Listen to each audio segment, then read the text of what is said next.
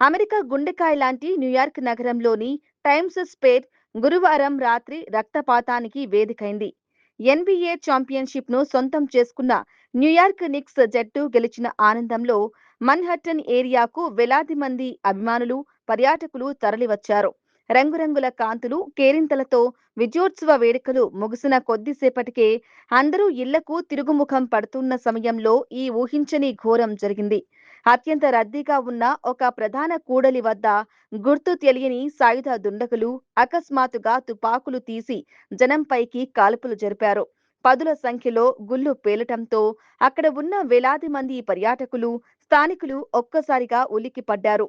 ఏం జరుగుతుందో తెలిసేలోపే ప్రాణాలు కాపాడుకోవడానికి జనం చెల్లాచెదురుగా పరుగులు తీశారు. రక్షణ కోసం సమీపంలోని షాపులు, హోటళ్లు, మెట్రో స్టేషన్ల వైపు ప్రజలు ఒకరినొకరు తోసుకుంటూ దూసుకెళ్లటంతో ఆ ప్రాంతమంతా కాసేపు తీవ్ర తొక్కిసలాట, గందరగోళంగా మారింది. కాల్పులు జరిపిన వెంటనే నిందితులు తుపాకులతో అక్కడి నుంచి తప్పించుకుపోతున్న దృశ్యాలు స్థానిక నిఘా కెమెరాలో స్పష్టంగా రికార్డయ్యాయి. అయితే అక్కడ పెట్రోలింగ్ నిర్వహిస్తున్న న్యూయార్క్ పోలీస్ అధికారులు కాల్పుల శబ్దం విన్న వెంటనే అప్రమత్తమయ్యారు. ప్రాణాలకు తెగించి పారిపోతున్న ఆ సాయుధ దుండగులను పట్టుకోవడానికి పోలీసులు వారిని వెంబడించారు.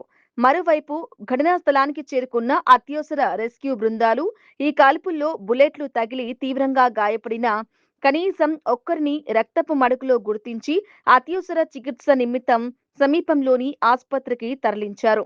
ప్రస్తుతం అతని పరిస్థితి విషమంగా ఉన్నట్లు తెలుస్తోంది. ఈ దారుణ ఘటనతో టైమ్స్ స్క్వేర్ పరిసర ప్రాంతాల్లో పోలీసులు అదనపు బలగాలను మోహరించి భద్రతను మరింత కట్టుదిట్టం చేశారు. నిందితుల కోసం గాలింపు చర్యలు ముమ్మరం చేస్తూ కేసు నమోదు చేసి దర్యాప్తు జరుపుతున్నారు.